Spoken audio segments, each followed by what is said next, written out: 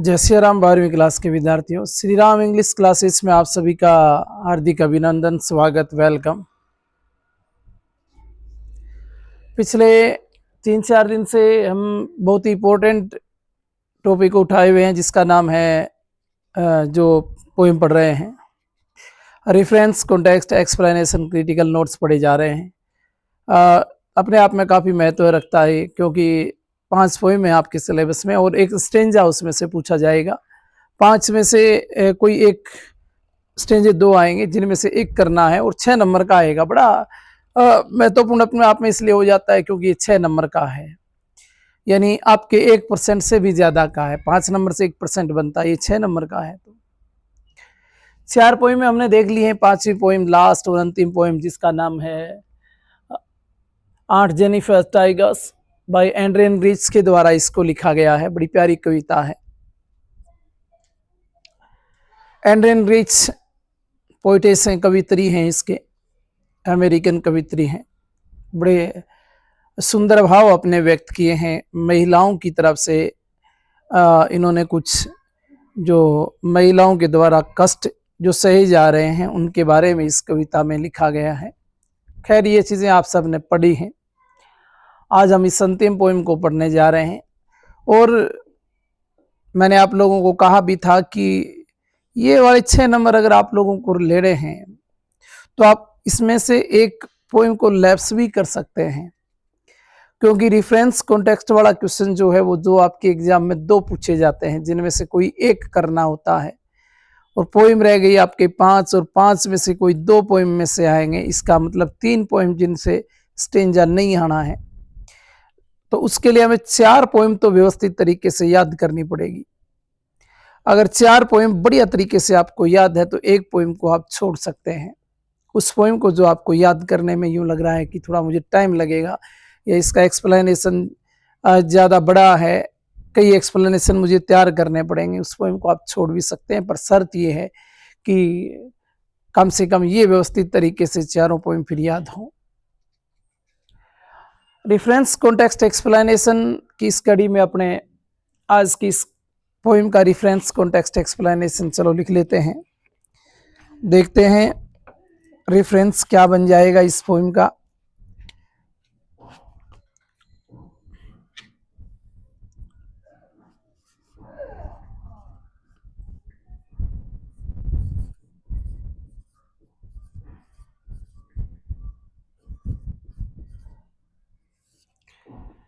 Reference में लिखना है these lines have been taken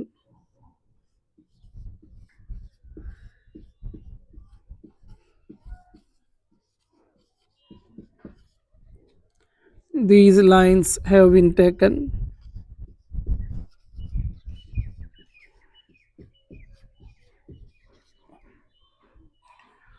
from the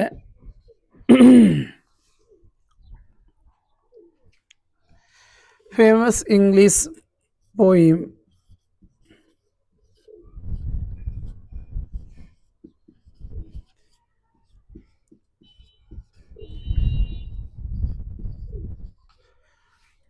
क्या नाम है पोएम का वो लिख देंगे।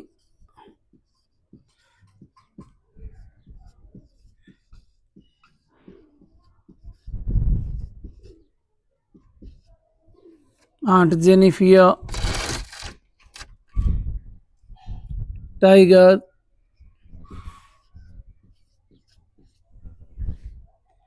Aunt Jennifer's tiger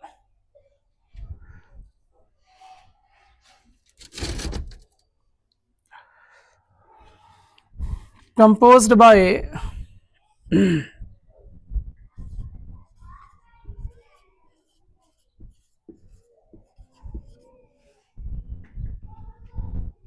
famous American poetess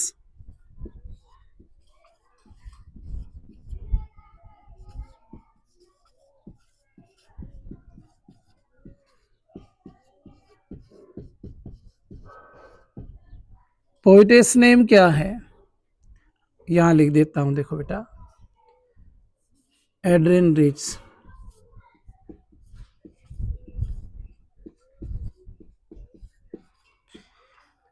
ये हमने इस पोइम का रेफरेंस लिख दिया। अब इस पोइम के कॉन्टेक्स्ट को देखते हैं। सेकंड पोइम जो बनता है अपना,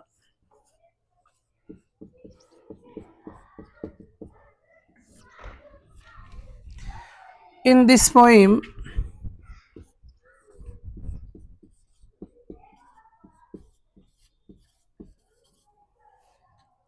Adrian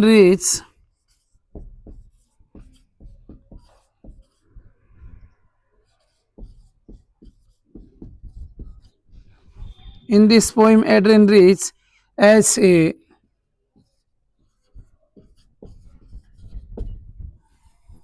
great feminist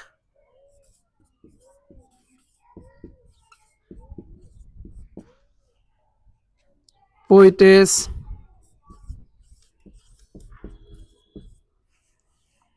speaks about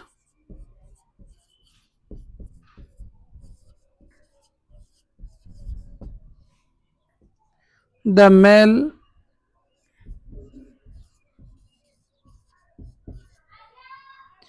dominance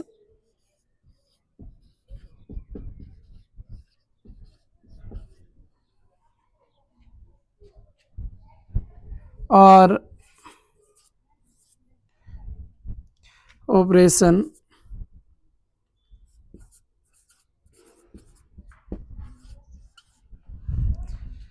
over women.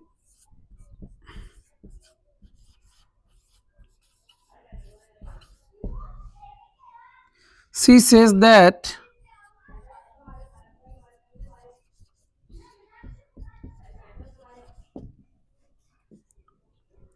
women are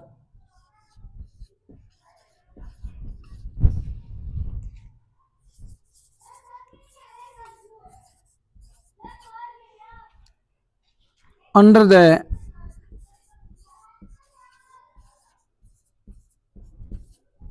massive weight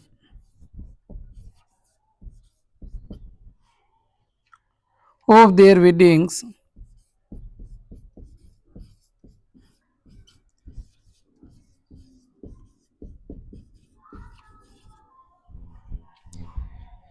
and they enable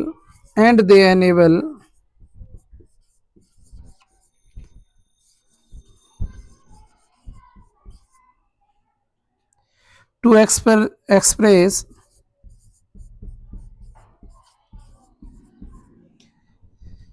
their will or desire.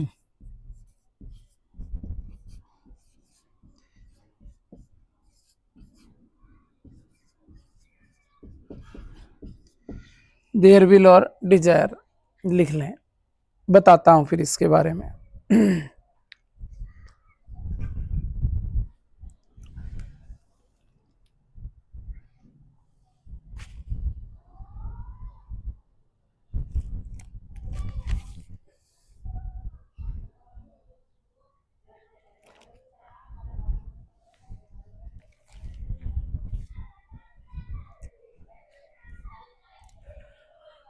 क्या लिखा है हमने इस कविता में, ये रेफरेंस में क्या लिख दिया, कॉन्टेक्स्ट में क्या लिख दिया, देखना। These lines have been taken, ये पंक्तियां ली गई हैं, from the famous English poem, एक प्रसिद्ध कविता जिसका प्रसिद्ध इंग्लिश कविता जिसका नाम है आर्ट जेनिफर टाइगर। ये पंक्तियां इंग्लिश की प्रसिद्ध कविता आर्ट जेनिफर टाइगर से ली गई हैं। Composed bye famous American poet, और एक प्रसिद्ध कवित्री अमेरिकन कवित्री के द्वारा इसे कंपोज किया गया है जिसका नाम है एड्रियन रिच। ये हमने लिख दिया रेफरेंस में। फिर हमने इसका कॉन्टेक्स्ट लिखना शुरू किया। लिखा, in this poem Adrienne Rich as a great feminist poetess, feminist नारीवादी, पोइटेस्ट कवित्री, फेमिनिस्ट नारीवादी,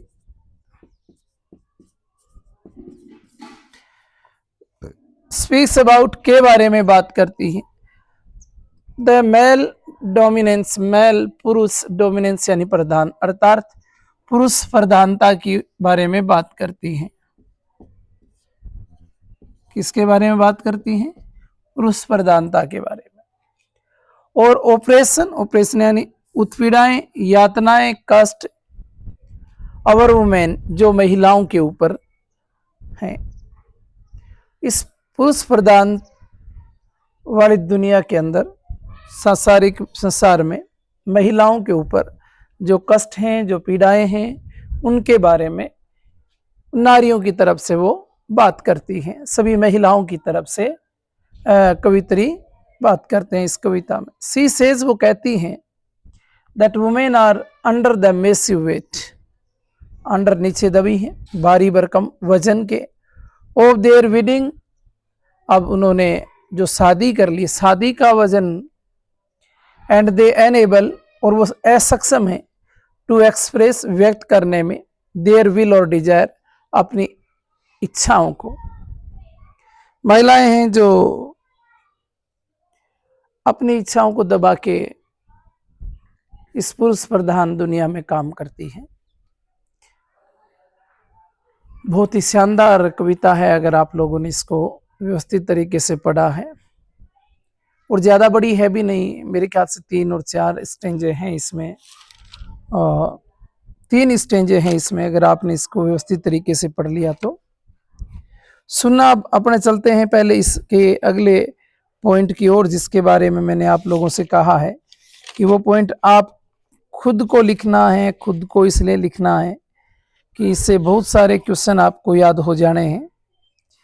फिर भी मैंने कहा है कि आपको मैं समरी लिखवाने वाला हूँ, तो समरी जब आप लोग लिखोगे तो उसमें आप ये एक्सप्लेनेशन लिख सकते हैं। तीसरा पॉइंट इसका देख लो, तीसरा क्या बन जाएगा? तीसरा पॉइंट बन जाएगा एक्सप्लेनेशन।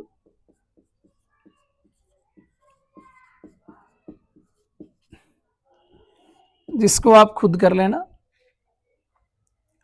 फिर भी अगर आपको जरूरत पड़े तो मुझे याद कर लेना। चौथा point critical notes.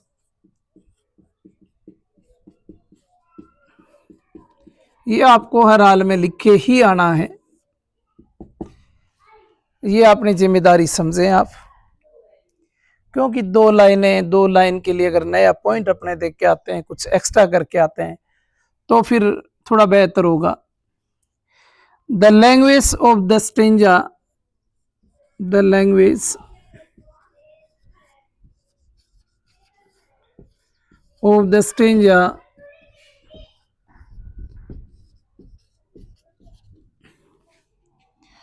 is lucid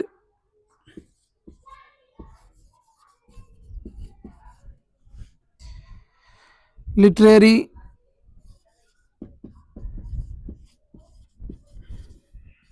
and comprehensible.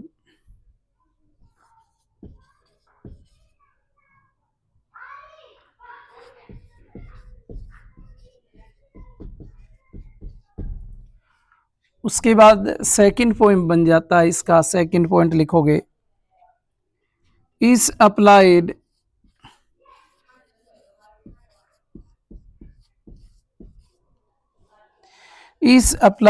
इन, यहां कौन सी लिटरेरी डिवाइस होगी और क्या अप्लाइड किया गया है। जो भी लाइनें हैं, कौन सी लाइनों में कौन सी लिटरेरी ट्रीम को अप्लाई किया गया है, वो लाइनें लिखनी।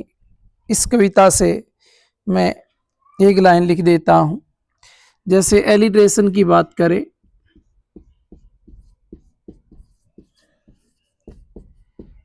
Alliteration is applied fingers फोल्डरिंग